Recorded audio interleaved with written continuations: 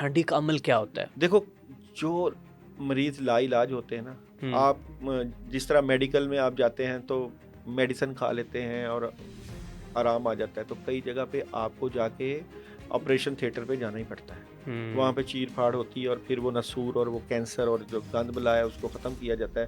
لوگ جو ہے وہ ملٹی وٹامنس کھا رہے ہوتے ہیں اور کہتے ہیں جی یہ کھانے سے ٹھیک ہو جائے گی اور ہم شفا یاب ہو جائیں گے. جو اصل کینسر ہے نا، جو نسور ہے، اس کو تو چھیڑتے ہی نہیں. ٹھیک ہے، چیر پھاڑ کرتے ہی نہیں. اسی طرح روحانیت میں بھی ہے. ٹھیک ہے، تعویذات استعمال کر رہے ہیں، وظیفے پڑھ رہے ہیں، پڑھائیاں کری جا رہے ہیں، لیکن اصل جو مسئلہ ہے اس کی طرف جاتے ہی نہیں.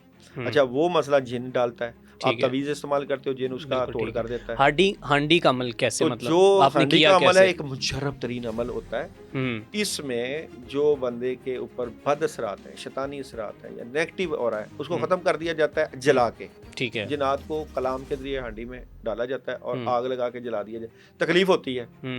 اچھا جب میں نے اسے کہا نا کہ میں نے یہ عمل کرنا ہے، تو وہ کہتا ہے مجھے آپ بڑے ظالم ہو.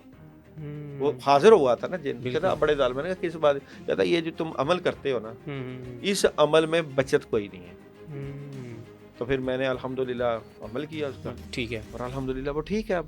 اچھا اسی طرح داؤد بھائی آپ کی زندگی میں اور بھی بہت سے ایسے واقعات یا آپ نے خود ان کے اوپر جو ہے اپنی ریسرچ کی اور آپ کو پتہ کوئی اور ایسا خوفناک واقعہ جو آپ سنانا چاہیں؟ دیکھو واقعات تو اتنے ہیں کہ روز ایسی صورتحال میرے ساتھ پیش آتی ہے. چند دن پہلے ایک لڑکی جو کہ قبرستان میں گئی، ٹھیک ہے، اور وہاں پہ اس نے اپنی والدہ کی قبر پہ فاتحہ پڑھی، اور وہاں پہ ایک ہمزاد کا اس کے اوپر اثر آ گیا. ہمزاد عاشق ہو گیا. جب حاضری کی تو پتہ چلا ندیم جن ہے. اچھا نام ندیم تھا. حاضری ہوگی نا اس کی. ٹھیک ہے، اس کی بھی میں نے ویڈیو ریکارڈ کر لی. اچھا پراپر پوری بنائی ہوئی. ٹھیک ہے، جس طرح میں آپ سے پروگرام کرتا ہوں، بعض اوقات کہتے ہیں کہ جی سپر نیچرل ہے، صرف فردی باتیں ہیں. تو جو میں باتیں کر رہا ہوں نا، ان کی تمام ویڈیوز میرے پاس موجود ہیں. ٹھیک ہے، کمال بات ہے کہ میں اس کی جو ہے وہ کہتے ہیں نا کہ صحیح طریقے سے کسی کو بتانا ہوتا ہے، یہ دیکھ لو ویڈیو. ٹھیک ہے، اچھا وہاں پہ بھی یہی مسئلہ ہے. وہ نہیں جا رہا تھا، 8-10 سال سے ان کے ساتھ تھا. تو پڑھائی کی نہیں گیا، اگربتی کے اوپر دم کر کے 7 دفعہ دائیں بائیں پھیر کے جلائی نہیں گیا، صدقہ بھی کر دیا نہیں گیا. تو آخر پھر ہانڈی ہی کرنی پڑی. الحمدللہ لڑکی وہ ڈاکٹر ہے. اچھا یہ نہیں کہ وہ کمال بات یہ ہے کہ میرے پاس الحمدللہ ایک خاص بات ہے کہ میرے پاس ڈاکٹرز لوگ ہی آتے ہیں. ٹھیک ہے، کیونکہ کچھ ایسے پیشنٹ جو کہ ہاسپٹلس میں بیماری کی وجہ سے صحیح نہیں ہو پاتے، تو کچھ ڈاکٹرز نے میرے سے جب روحانی علاج کروایا تو وہ پھر مجھے ریفر کرتے ہیں. جب ٹھیک ہے، میں میاں صاحب بڑا حیران ہوتا ہوں کہ جب ان کو قرآنی آیات دم کر کے پلائی جاتی ہیں. آپ نے سنا ہوگا نا سورہ رحمان میں کتنی پاور ہے.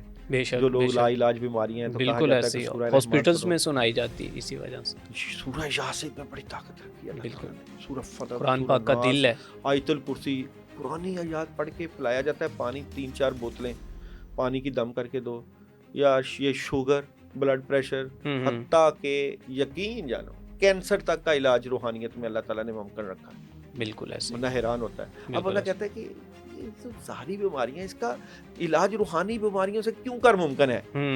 تو یہ بات ہم جب اپنے بزرگوں کے پاس جاتے ہیں نا، بڑوں کے پاس کہتے ہیں، وہ کہتے ہیں کہ سب سے پہلے جو حکم آتا ہے نا اللہ تعالیٰ کا آتا ہے.